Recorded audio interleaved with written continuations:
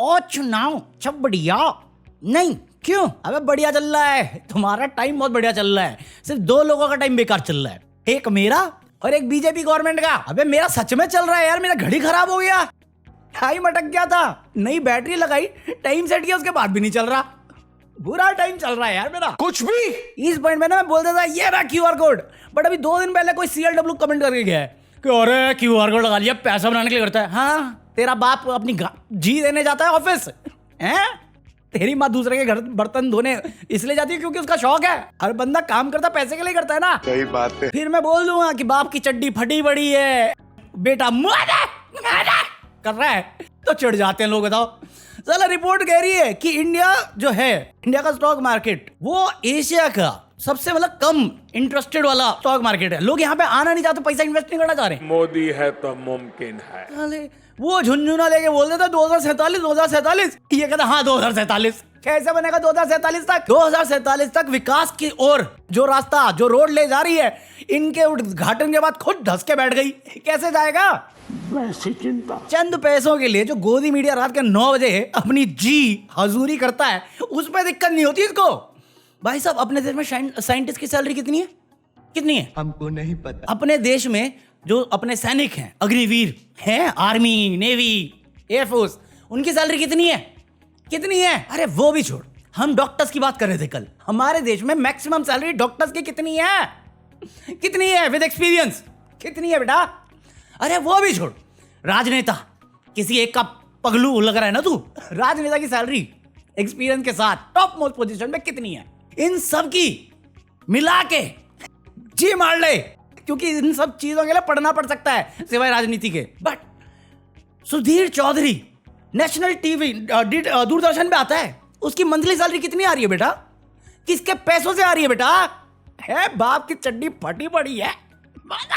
अगर तेरा खून उस पे नहीं खोला कि ये बंदा हमारे टैक्स पैसे जो हम भरते हैं उसकी सैलरी लेता है 1,25,000 लाख से ऊपर मंथली, सिर्फ तेरे नाजायज बाप की चाटने के लिए, तो कभी नहीं खोलेगा तेरा खून। तेरे अंदर खून ही नहीं है, पानी है। मैं दूध बोल देता, बट उसमें भी सालों ने मिलावट कर रखी है। BJP rocks. चरण चाटिए, इतना भी मत चाटिए। साला पीएम केयर फंड चल रहा है कल से, जिनको पता उनको पता है। मेंबर्स में 40 लोगों ने देखी अभी तक वीडियो, तो उनको पता कल की वीडियो मेंबर्स ओनली पे जो है वो काफी हैवी है, इसलिए मैंने डाला नहीं इसको पब्लिक, वरना मैं डाल देता पब्लिक। मैं बहुत ज्यादा बदतमीजी कर गया हूँ मेरे हिसाब से, मैंने लिमिट्स क्रॉस करी है उसमें, इसलिए मैं डाल नहीं रहा। मैं रिपीट कर दूंगा, छोटा छोटा बेसिक कर देंगे, ठीक है? तो जिन्होंने नहीं देखी ना मेंबर्स लेने के बाद भी देख लो भाई, मजा बता रहा हूँ, 17 मिनट मजेदार है वो। अरे मैं एडिट करके डालता दिन में, फिर मैं कहा यार ये पब्लिक कर सकता हूँ मैं, फिर मैंने उसे दोबारा देखा एडिट करने के बाद, मैं कहा रहने दो, डाल दो मेंबर्स ओनली। अच्छा भाई साहब, पीएम केयर फंड पिछले 3 साल से ऑडिट ही नहीं हुआ है। हम लोग पूछते रह गए कहाँ है हिसाब, कहाँ है हिसाब, 6,000 करोड़ का हिसाब कहाँ है? इतनी आपदा आ गई, उसका हिसाब ही नहीं आ रहा। सीजेपी आया, सीजेपी की फंडिंग की बात आ गई, बट पीएम केयर फंडिंग की कोई बात ही नहीं कर रहा था। फिर सीजेपी पे इल्जाम लगे कि तुझे कौन फंड कर रहा है? चाइना है, पाकिस्तान। उसने पलट के बोल दिया पीएम केयर फंड करता है, मैं पीएम केयर फंड करता है। तुरंत ऑडिट मार, निकाल जल्दी जल्दी। इन्होंने ऑडिट मारा और रिजल्ट जो है ना, सदमा दे देंगे तुम्हें। तुम भी सुन के सोचोगे ये पीएम केयर फंड है या पीएम केयर स्कैम है। लिजिट ऑडिट के बाद पता चला कि जो पहले हमें पता था 6,000 करोड़, वो 8,500 करोड़ से ऊपर पड़ा हुआ है, इनके अकाउंट में खड़ा पड़ा हुआ है। 3 साल से कोई हिसाब नहीं था। फिर पता चला कि जो अमाउंट है पड़ा हुआ, उसमें से केवल 0.01% इन्होंने यूज किया है, that is 88 lakh something. 350 crore कुछ इन्होंने रिफंड किया है। किसको किया? आई डोंट नो, इनको भी नहीं पता, क्योंकि अपेरेंटली पब्लिक डिटेलिंग नहीं होती उसकी। वही जाने, वो जाने, उनका नॉन बायोलॉजिकल जाने या उसकी ऑडिट फॉर्म जाने। बट जिसने भी ऑडिट किया उसमें जो भी सीए उनको पता होगा, कोई होता है यूनिक आईडी, UDIN करके कुछ होता है, जो होना जरूरी था एज पर ICAI लॉ, जो चार्टर्ड अकाउंटेंट का होता है, वो मिसिंग है। किसी ने नोटिस किया कि भैया जो सिग्नेचर है, डिजिटल सिग्नेचर की जगह पे एक ही चीज हर नाम के पीछे चिपका दी है, वो शॉर्ट फॉर्म सिग्नेचर का SD। और उससे भी ज्यादा चौंकाने वाली बात यह थी कि ये जो फंड जिस ऑब्जेक्टिव के साथ बनाया गया, उस ऑब्जेक्टिव के लिए ये फंड कभी यूज ही नहीं हुआ। ये सारे नेचुरल डिजास्टर्स जो हैं, हम 2025-24 से लेकर अब तक सुनते आ रहे हैं, आसाम में हर साल फ्लड आते हैं, उसके बावजूद इसको छुआ तक नहीं गया। अगर तुम्हें नेचुरल डिजास्टर से ही फंड निकालने थे तो इसको बनाया क्या था? एफडी बनाने के लिए, क्योंकि इन्होंने लेजिट 94% की एफडी बना रखी है और सालाना एफडी का इंटरेस्ट इनका 500 करोड़ आ जाता है। आपदा आ गई, आपदा में सारे लोग डोनेशन करेंगे आसाम में, आसाम सीएम को। प्रधानमंत्री 8,000 करोड़ लेके एफडी से पैसा बना रहा है, किसके लिए? साले अंतिम संस्कार के सामानों पे तो टैक्स मार लेते तुम। भाई किस सही दिमाग में आपके इस ऑब्जेक्टिव में ये एफडी बनाना जरूरी था, जो मदद के लिए पैसा इकट्ठा किया, मदद के लिए आपको दिया गया। यहां तक कि जब आपने चाइनीज अकाउंट से लिया था तो भी आपको बाईपास कर दिया गया, कोई क्रिटिसिज्म नहीं मिली। आपको इस बात पे भी आलोचना नहीं मिली कि आपने पार्लियामेंट में रिक्वेस्ट डाल दी कि आप इससे रिलेटेड सवाल नहीं करेंगे। आपको इस बात पे भी 4 बातें सुनने को नहीं मिली ठीक से कि आपने आरटीआई का जवाब देने से मना कर दिया पीएम केयर फंड के बारे में। आप पैसा बनाने लग गए, लोगों के पैसा लिया आपने कि लोगों की मदद करेंगे, पीएम केयर नाम दिया और फिर पैसा बनाने लग गए आप कि आपदा आएगी, बहरा अब मेरे पास पैसे नहीं है। कितने लोग डिलीट हुए अभी आसाम में? कितने लोग डिलीट हुए? आसाम का सीएम आके बोला है कि हाँ ये chief minister fund, relief fund में दीजिए। कितना पैसा दिया? 342 रिफंड किया। किसको किया? किसका आइडिया था एफडी खोलने का? और सिग्नेचर क्यों नहीं है? और ये ऑडिट रिसेंटली क्यों हुआ? 2-3 साल से करवाया क्यों नहीं था? मैं हैरान हूं। क्या है ये? ट्रांसपेरेंसी के नाम पे ये क्यों देते हैं? लेजिट इसी साल आसाम में कितना डिजास्टर चीज हुई है और वो भी इन्हीं की गलती की वजह से, और ये पैसा बना रहे इंटरेस्ट के नाम पे। मेरी जेब में पैसा नहीं, मैं क्यूआर कोड लगाता हूँ, साला कोई चिंदी चोर मुझे ई बैगर बोल के जा रहा है। पकौड़े 8,000 करोड़ हत्या के बैठा हुआ तेरा बाप, चोर कहीं का। सच में इसका नाम चेंज कर लो ना यार, तुम पीएम केयर से पीएम स्कैम कर दो। भाई जिस देश का प्रधानमंत्री मदद के नाम पे देश से रिक्वेस्ट करता है, ब्रांड एम्बेसडर बन जाता है, आके प्रचार करता है, ईमेल मांगता है, ईमेल में भीख मांगता है, ई बैगर बना पड़ा है, बट ट्रांसपेरेंसी के नाम पे एकदम गायब हो जाता है, कोई एक्सेसिबिलिटी नहीं देता, कोई अकाउंटेबिलिटी नहीं देता। बाकी नेता से क्या उम्मीद कर रहे हो? वो सुनेंगे तुम्हारी? अरे तुम भक्ति करने के लिए हो या ये तुम्हें सर्व करने के लिए? तुम्हें दोनों में डिफरेंस समझ में नहीं आ रहा क्या? तुम्हारी जेब का पैसा तुम्हारी मदद के लिए यूज नहीं किया जा सकता क्योंकि इनको इंटरेस्ट बनाना है। कोई सेंस इस बात की? अभी इन्होंने एक रूल निकाला था वंदे मातरम को लेके, ठीक है, कि वंदे मातरम का अपमान करोगे तो आपको 3 साल की जेल हो जाएगी। फिर मैंने तुम्हें इंडिपेंडेंस डे वाली वीडियो पे बता दिया कि ये खुद वंदे मातरम की जगह पे कुछ और गा गए। अभी एकनाथ शिंदे का कोई इवेंट था, उसमें भी 4 मिनट तक कुछ और बजाते रह गए। मैं कहा अपमान का मीनिंग क्या है?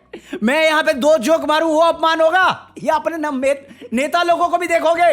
साले ये क्या यार, मैं करूंगा तो अपमान, ये करेंगे तो चलेगा। अबे ये कौन सा कानून है यार? अबे मुझे क्या पता, मुझसे पूछता रहे बे। भाई साहब महाराष्ट्र में कुछ दिन पहले मॉनसून के टाइम में एक न्यूज दी थी मैंने तुम्हें कि एक स्कूल वैन पे वो घर जा रही थी बच्चे को छोड़ने के लिए, पेड़ गिर गया, 11 साल का बच्चा डिलीट हो गया। अभी जब मीडिया ने बीजेपी की किसी एमएलए से सवाल किया, वो भड़क गया कि उस बच्चे की डिलीशन मेरी गलती नहीं है, मेरे अंडर एमसीडी आती है, बीएमसी आती है, मैंने जी मार रखी है करप्शन में, उसकी रिचेस्ट बोर्ड है और बिना इंस्पेक्शन के मैं कुछ भी करता हूं। अब तुम्हारे घर वाले डिलीट हो जाते, मेरे को जिम्मेदारी कैसे बोल रहे हो? कैसे बोल रहे हो? तुम्हारा बाप हूं मैं नाजायज, राजा बोलो, थूक चाटो मेरी जीक में सोचना ही मत, मैं मारूंगा तुम्हारी, इस पे सवाल नहीं होगा। कल मैं एंडिंग में तुम्हें न्यूज दे रहा था कि बहनिया कोई एमएलए बीजेपी का जो घटिया रोड के लिए डोनाल्ड ट्रंप को रिस्पॉन्सिबल बोलता है कि ट्रंप की वजह से रोड नहीं बन पा रही। कोई लॉजिक है इसमें? बनेगा ना यही एनवायरमेंट जब हमारे नॉन बायोलॉजिकल ऐसी ट्रांसपेरेंसी मेंटेन करेंगे। अकाउंटेबिलिटी है ही नहीं, बाप बन के बैठे हुए सबके सब, थैंक्स टू। साझा करनी चाहिए क्या? भाई डर होता ना, काम हो रहा होता, डर ही नहीं है। करप्शन कर लो, अगली बार भी जीती जाएंगे। कैसे जीत जाएंगे पता नहीं, मैजिक वॉन्ड, हैरी पॉटर चल रहा है बीजेपी का। कोई सेंस है इस बात की? तुम सवाल करके देखो, तुम्हें टुकड़े टुकड़े गैंग बोलेंगे, एंटी नेशनल बोलेंगे और खुद को अंधभक्त बोल के बड़ा देशभक्त मानेंगे। सालों को अंधभक्त का मीनिंग समझ में नहीं आ रहा, दिमागी नक्सल जस्टिफाई करने के लिए खुद को अंधभक्त मान रहे हैं। और ये इकलौती नहीं है शेखो बिगर, ये मैं अभी कौन है, चित्रा त्रिपाठी, अमीश देवगन, रूबिका लियाकत, सबका देख चुका हूं। सबको एक स्क्रिप्ट मिली हुई है नई बीजेपी आईटी सेल से। सालो कुछ तो अपने आप लिख लिया करो, नक्कल के लिए भी अक्ल चाहिए, वो भी नहीं है तुम में। दिमागी नक्सल इस देश के लिए हानिकारक है और इस देश के युवाओं को उससे सचेत रहना चाहिए। मैं दिमागी नक्सलियों के खिलाफ हूं, सीधी बात है। मैं देश के खिलाफ नहीं हो सकता, दिमागी नक्सली देश के खिलाफ है। नो माय डियर फ्रेंड, मैं तुम्हें कहता हूं, कहता हूं और बताओ। सत्येंद्र जैन वो जेल में जाएगा, क्यों जाएगा? क्योंकि हमारी एंटी करप्शन ब्यूरो को सडनली कुछ गड़बड़ दिखी है 2023 के टेंडर में, जब वो जेल में था। उनका मानना है कि सत्येंद्र जैन ने जो टेंडर की कंडीशंस हैं उसमें चेंज किया ताकि वो किसी स्पेसिफिक कंपनी को फायदा दिला सके। मैं कहा ये सुना सुना क्यों लग रहा है मेरे को, गूदा है अडानी बोलने का। ये जो एग्जाम का एसएससी के बाद जब कर रहे थे ये हमने नहीं सुना था। कंपनी टेंडर जीतती है, टेंडर कैंसिल होता है, रीटेंडर आता है, कंडीशन चेंज होती है, एप्लीकेशन कम होती है। ये सीबीएसई का पूरा ब्लंडर क्या है, सेम ही तो है। अपोजिशन सतेंद्र जैन दिख गया, गोवा में इलेक्शन है, गुजरात में इलेक्शन है, पंजाब में इलेक्शन है, यूपी में इलेक्शन, क्या हमें नहीं दिख रहा? चार आंखें भैया मेरी। मरना तेरे को डर नहीं लगता? अबे जेन्युइनली यार उठा के लेके गए, ये काम है तुम्हारा। अगर ये गलत है, मैं तुम्हें अभी बता रहा हूं कुछ नहीं मिलने का तुम्हें। टेंडर कंडीशन चेंज कर दी, ये तुम्हारा बिलीव नहीं है, शक है ना? कर लो, ट्रायल करवाओगे, डाल लो, बेइज्जत होके जाओगे। ईडी हो ही चुकी है, तुम भी हो जाओ एक और बार, कोई बड़ी बात नहीं है ना। अकाउंटेबिलिटी तो है ही नहीं भाई, मजाक बना रखा है। क्योंकि ये सिर्फ अपोजिशन पे हो सकता है और वो भी इलेक्शन से पहले हो सकता है। और मैं कह रहा हूं इतना एफर्ट मारने की जरूरत क्या? थोड़ा तो दिखावा कर लो, 12 साल से हो यार, एक ही पैटर्न, कुछ तो नया करो। टीम नहीं ले आए हो, पैटर्न तो नया करो। क्योंकि अगर यही बात इन पे आ जाए ना तो सवाल बनता ही नहीं, क्योंकि सबूत ही नहीं होगा। कानून वैसे बना रखे, इलेक्शन कमीशन से मांग के देखो फुटेज, वो तो पलट के बोलता है। साझा करनी चाहिए क्या? अभी देखो वेस्ट बंगाल में क्या ईवीएम का था, क्या हुआ? आग लग गई। इनकम टैक्स इवेजन के लिए आईटी डिपार्टमेंट रेड मार रहा था, क्या हुआ? 26 में आग लग गई। दिल्ली में 600 करोड़ 700 करोड़ का मेडिकल स्कैम हुआ, क्या हुआ होगा? गेस करो। आग लग गई, कुछ नहीं मिला। अपने को कुछ पता ही नहीं है, अपने पास है ही नहीं। झूठ बोलने के अलावा इनको कुछ आता ही नहीं है यार। क्या कौन से इंसाफ की बात कर रहे हो भाई? ये समाज कितना मोरली करप्ट था वो तो तुम देख रहे हो। ये लिजिट हर जगह से करप्शन है। क्या है ये? जो करप्शन को खत्म करने के नाम पे आया है वो ही सबसे बड़ा करप्ट है। सत्येंद्र जैन को 2 साल जेल में रख के बोगस केस निकाला, अरविंद केजरीवाल को तुमने बेल दी, सीबीआई वापस चल गया कोर्ट में। क्या है ये? बस नाम बर्बाद करने वाली चीजें, नरेशन बनाने वाली चीजें। राहुल गांधी पे सावरकर पे गए थे, सावरकर जितना बचाना चाह रहे थे खुद उसके पोते पर पोते ने किया है। अब वही है ना, जिनको अपनी जॉब पालनी है, बच्चे पालने हैं, विदेश भेजने हैं, वो तो करेंगे ही। बट मैं क्यूआर कोड लगाऊंगा तो दिक्कत हो जाती है लोगों को। यहाँ पे स्कूलों की हालत देखिए, हवा खराब है सबकी, बच्चे कुट गए। सवाल किया किसी ने? नहीं वो तो एंटी नेशनल थे, वो सब दिमागी नक्सल है। मैं देशभक्त है, क्यों? क्योंकि मैं अंधभक्त है। अबे अंधभक्त बुद्धि होती ना तो देश का भला सोच रहा होता। E20 क्यों लेके आए थे? कि क्रूड ऑयल इंपोर्ट कम करेंगे हम लोग, E20 लगा के। थोपा गया है हम पे, हमारी गाड़ियां खराब हुई, हमने कंप्लेन करी, हमें टुकड़े टुकड़े गैंग बोला गया। आज खबर आई है क्रूड ऑयल इंपोर्ट 41% अप है। कहां है हरदीपुरी, कहां है गडकरी? दूसरी चीज किसका अप हुआ है? Stock market, stock value, company valuation किसकी बढ़ी है? मेरे बेटे की तो नहीं बढ़ी।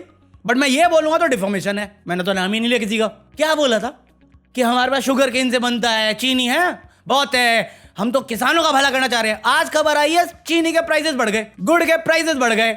इंडिया चीनी इंपोर्ट करने तक की नौबत पे ले आया क्योंकि किसी ने गन्ना डालना ज्यादा बेहतर समझा, सिर्फ झूठ बोल के, बिना किसी स्टडी के, बिना किसी साइंटिफिक टेम्परामेंट के, सोच के। और अमेरिका ने किया ना कल। अमेरिका कितने टाइम से कर रहा है और अभी भी परमानेंट नहीं किया, तुमने थोप दिया। अब जवाब देने की बारी है। नहीं मैं तो मिनिस्टर नहीं, उधर जाकर सरदार जी से पूछो 170 का तेल क्यों ले रहे जब बाहर से तेल लेना ही है तुम्हें? क्यों बढ़ रही है? कौन देगा जवाब? पूछो सवाल। एंटी नेशनल है, टुकड़े टुकड़े गएंगे। दिमागी नक्सल इस देश के लिए हानिकारक है। साले अभी तक ये रिएक्ट नहीं करते। देखिए अरुणाचल प्रदेश जो क्लेम कर रहा है, जब पहली बार किया उन्होंने कि चाइना इनकर्जन कर रहा है, प्रॉपर्टी हथियार है इंडिया की, पहले आर्मी आके डिनाई करके गया। उससे पहले मोदी आके बोल के गया ना कोई घुसा है ना कोई घुसेगा। अब अरुणाचल प्रदेश का करप्ट सीएम, सिटिंग सीएम, जिस पे करप्शन के एलिगेशन है और इन्होंने कुछ नहीं किया, वो आके कह रहा है कि अभी इस देश में सबसे बड़ी मुसीबत अरुणाचल प्रदेश की है, उस पर ध्यान देना चाहिए। 7 दिन पहले की न्यूज है जो मेरे से मिस हुई है। राजनाथ सिंह जयशंकर चाइनीज डेलीगेशन से बात करिए बॉर्डर सिक्योरिटी को लेके। क्या है ये? कंफर्मेशन नहीं कहते इसे? क्या है ये? सवाल करके देखो। एंटी नेशनल है दिमागी नक्सल है। मैं देशभक्त हूं। किस बात का देशभक्त है? सैलरी लेके पलने वाले कुत्ता नहीं होता। साले कुत्ते बदनाम हो दिए कर दिए तुम लोगों ने, बिना सवाल के चाटते रहो बस। कम मर्यादा रखिए, थोड़ी मर्यादा रखिए। तो आज के लिए जो भी है ये एडजस्ट कर लो। अगर कुछ मेंबर्स पे होगा तो मैं डाल दूंगा। बाकी आज के लिए तो कॉफी है। आई होप तुम्हें कुछ इंटरेस्टिंग सुनने को मिला हो। अब बाकी सवाल किया करो या डर, कितना डरोगे? जो जेन अल्फा कर रहे हैं ना रोड पे, वो हमारी जॉब थी। मेरे भांजा भांजी स्कूल जाते हैं, तुम्हारे घर से कोई जाता होगा। ये तुम्हें करना था, अकाउंटेबिलिटी लेना। तुम डर में जी रहे हो। तुम्हारी रीढ़ की हड्डी बच्चे थोड़ी बनेंगे यार, उनकी सेफ्टी तुम्हारा काम था, गवर्नमेंट का काम था ना। तुम सेफ हो ना बच्चे सेफ हो, सब डर में ही जी रहे हैं। तो कौन सा लोकतंत्र, कौन सी आलोचना अनिवार्य है जी, वरना लोकतंत्र तो ये तबाह कर रहे हैं। रिसेंटली पार्लियामेंट में जिस तरह से लॉ पास हुए हैं, अगली पार्लियामेंट सेशन में पता नहीं कैसे कैसे लॉ पास करेंगे। और एक बार इन्होंने सही तरीके से अप्लाई कर दिया ना संविधान में चेंजेस, तो हो गया लोकतंत्र। वैसे भी ज्ञानेश का बहुत तारीफ हो रहा है बाहर, ट्रम्प चाचा तारीफ करके गए हैं। चल वे मुंह में ले ले मेरा, चल। So like this video, subscribe this channel, buy anything from Amazon, join me for deleted footage of this video. बाकी मैं Amazon में से कल यार आ गया। Peace out.